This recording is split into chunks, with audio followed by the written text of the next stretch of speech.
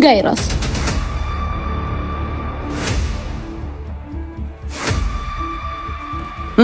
አንቺ እውነትም ድንጋይ ራስ ነኝ ባክሽ። ሁሉም ወንዶች እንደኔ ድንጋይ ራስ እንዲሆኑ ምኞቴ ነው።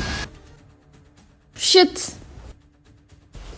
እንካ ቦርሴን ያዝልኝ። ጫማዬን ከፍል አድርገው። እንታ ፈጣለህ እንካ ያዝልኝ እንጂ። ማን እኔ? ሰነኝ እኮ።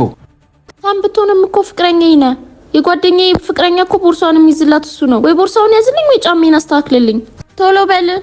ነብሰ ጡር አይደለሽም ወይም ወገብሽን አልታመምሽም አይደለ? ቦርሳሽን አስቀምጪውና ጫማሽን አስተካክለሽ እንሂድ። ታን ፍቅረኛዬ እኮ ነህ።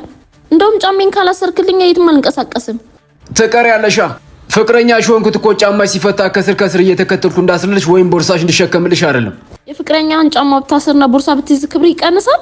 ክብሬ ባይቀንስም ግን ኢትዮጵያዊ ያልሆነ የነጮችን ባህል ፕሮሞት ማድረግ ግን ትክክል አይደለም። የሀገራችን ባህል ስላልሆነ ሳይሆን ለኔ ክብር ስለሌለ ነው እንደፈለኩ እንደሆነ የማትፈልገው።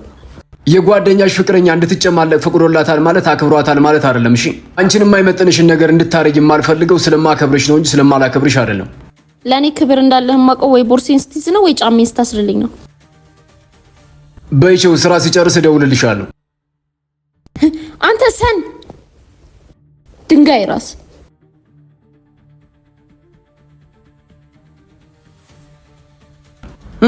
አንቺ እውነትም ድንጋይ ራስ ነኝ ባክሽ።